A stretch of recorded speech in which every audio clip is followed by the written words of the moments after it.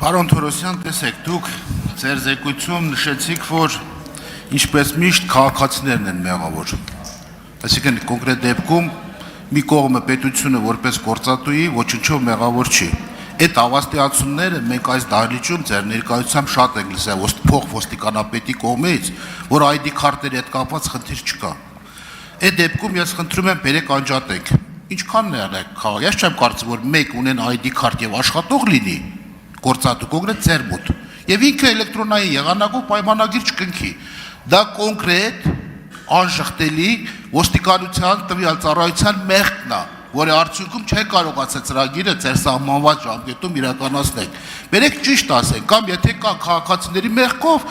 եւ ես այդ ժամկետներն էլ համաձայն չեմ։ Դուք պետք է վերանայեք հետից, որտեղ բազմաթիվ այսպիսի ժամկետներ եղել, որի արդյունքում երկարացվե եւ ոստիկանությունը չի։ Ես գիտեմ բազմաթիվ երթեր հունիս ամսին, մարդ երթագրվել է հունիս ամսին, որ պետք է ID քարտի համար դա ID քարտ ստանա։ Պարոն Ղազարյան, ոչ մեկ չասաց, որ քաղաքացիները մեղավոր են, բացարձակ։ Ես ասում եմ, որ մեզ շատ չեն հասցրել իրենց ID քարտը վերցնել, որը անհրաժեշտ է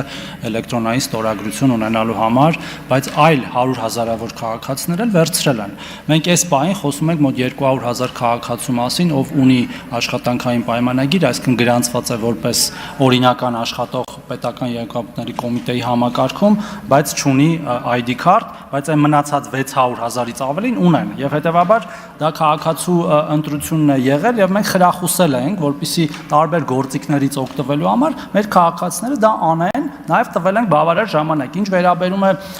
թողարկման խնդիրներին, մենք չենք վարանե դրա մասին խոսել, այո, այս ազգային ժողովում, այդ թվում նաև երբ որ ես падգամավոր էի, մենք մեր գործընկերների հետ բազմիցս խոսել ենք բիոմետրիկ անձնագրերի եւ նոր ID քարտերի համակարգի ներդրման կարեւորության մասին, այդ թվում նաև միջազգային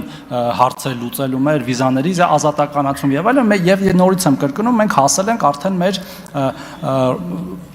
վերջնական գծին, հա, այդ ռուսերեն ասած ֆինիշնի պրիմոյին, որ արդեն երևում է այդ վերջը, կա պետություն մասնավոր համագործակցությունը եւ այդ մասնավոր ընկերությունը, որը ընտրված է եւ ID քարտերի օրինակներն էլ արդեն կան, տպագրվելու են, բայց դա չի խանգարում հիմա էլ վերցնել։ Պարզապես մենք չենք կարող մեր քաղաքացիների աշխատանքային իրավունքները ստորադասել իրենց իսկ կողմից այդ քարտը չվերցնելուն, հա, մենք իրենց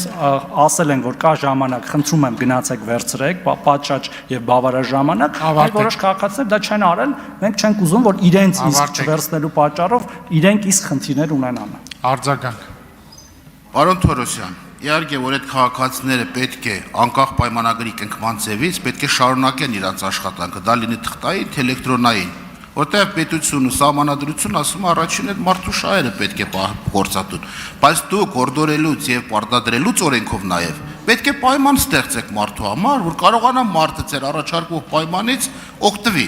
Այսինքն դու մի կողմից պարտադրում ասում եք պարտադիր էլեկտրոնային ստորագրությունը, մյուս կողմից այդ մարդկանց համար հնարավորություն չեք տվել ողջամիտ ժամկետում կարողանան ձեր կողմից կամ կառավարության որոշում, հետեւաբար դուք այն ժամանակ ճիշտ չեք գնահատել այդ ռիսկները։